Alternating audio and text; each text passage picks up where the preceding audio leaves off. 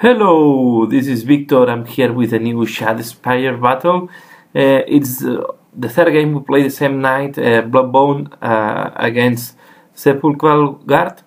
Although I only did report on the two last games.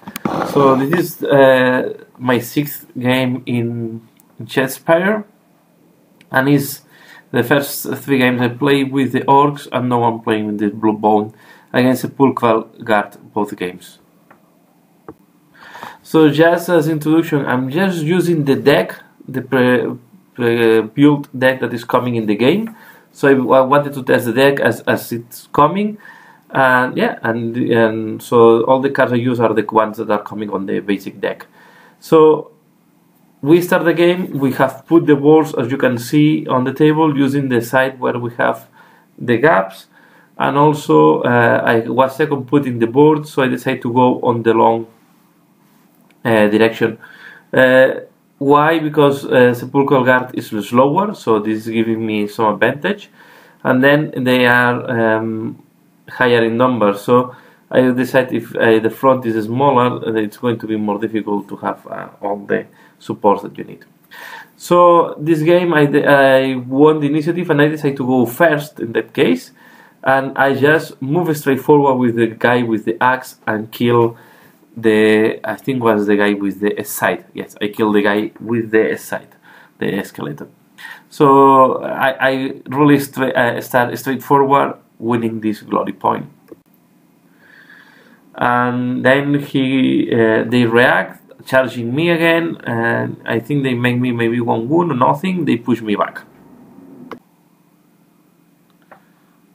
So here we have 3 turns. So first I move my guy to try to attack the one that have and make a wound on the guy with the axe. I fail and I push him towards my terrain. That is why I move so deep inside of the opponent's terrain, because I want to push him. Instead of pushing him back, I want to push him into my terrain. Then he charge again against the guy with the big axe, pushing him back 2 hexagons, because the guy with the mace have this ability, and then I charge again and I kill another guy. So I did the third charge, killing another guy. So this then it came the turn for the Sepulchral guard. He resurrected one of his guys, the one that you see there with the heart. Then it came my turn. Here again we have 2 turns, so 2 actions. So I move my guy to occupy the objective. So in that way I was winning another glory point by holding the objective, and he just resurrect another guy, so he has all his guys back. And with that we go to the round 2, and this time the Sepulchral guard start, and they just advance and kill the Bloodbound warrior that was deep in the Sepulchral guard terrain. That, by the way, he was my boss, so he was the leader of my army. And here we have another back and forth attacks.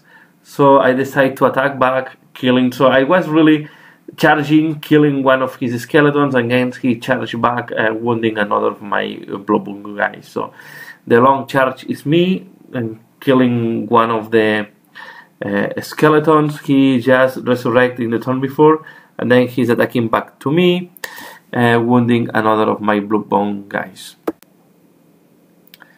And then, because he did not kill me and he did not push me back, I decide to attack, killing him. So 2 more glory points because I killed 2 more skeletons. He resurrects him again. So this is the point that can be discouraging sometimes when you play against Sepulchral guard. They are resurrecting. But my objective here was not to kill his army, was to keep scoring points as much as possible.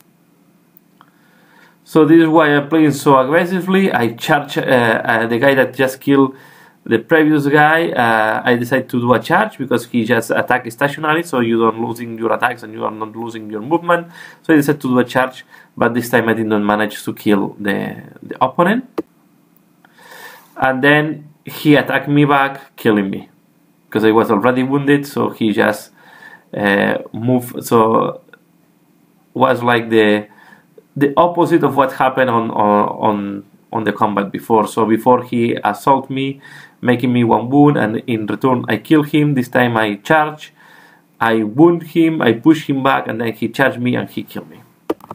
So these pictures corresponds to the round 3, although there is my last movement of round 2 that I forgot to capture in the previous picture. So the long movement is how I move my Bloodbound to the position that you see there in the picture. Then he assault with the guy with the scythe, attacking the 2 guys that was next to they were next to each other.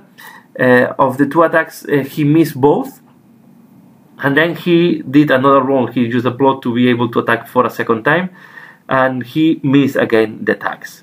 So then I tried to attack back the guy with the scythe, failing. And then he did another charge, as you can see there, and he killed the guy that was close to the objective 4.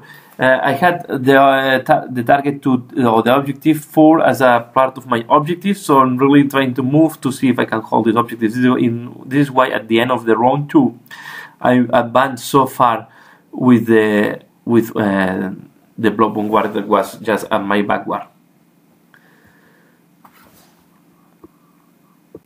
So my second movement was to move ahead with the other block warrior, try to do an assault and try to see if I can make a wound. So the guys I have now on the battlefield, they cannot kill one of these skeletons that have 3 wounds. And one only can do 1 damage and the other do 2 damage.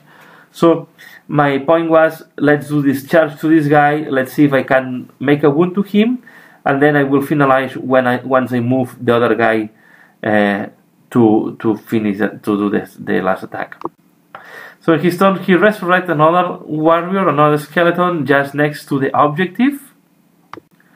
So as I failed in my previous attack, and all these guys are wounded, and there is no any way I can kill any of them, I decide to keep my final action to move the only guy that I can move on the objective. So I decide to fortify this guy, to put him on guard.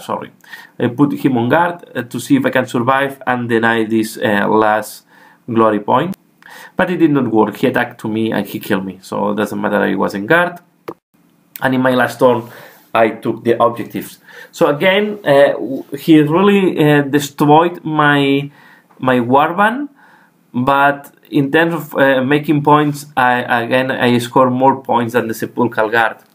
So it's really a game that you should not be concerned too much on the casualties. I think you should be concerned on how to do the points.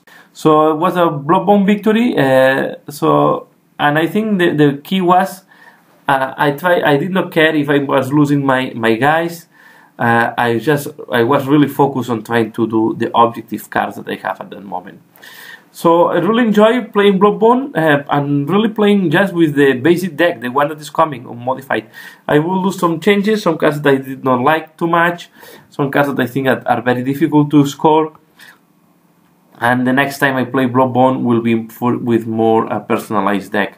I think I will talk a little bit, maybe I will do some videos talking about how I do my decks. If you are interested, leave in the comment below. You're interested to know how I do the deck building. So far I don't have too much experience. I need to practice more to have some more games, but I really enjoy them. And it's really quite a different tactics. You have to really keep focus on the objective, and killing is not the main purpose of this game. So yeah, that's all for now. As usual, thanks a lot for watching. Looking forward to see your comments. Give a like if you have liked it. Share with your friends if you think this can be interesting. And that's all for now. Thanks a lot for watching, and see you again later. Bye.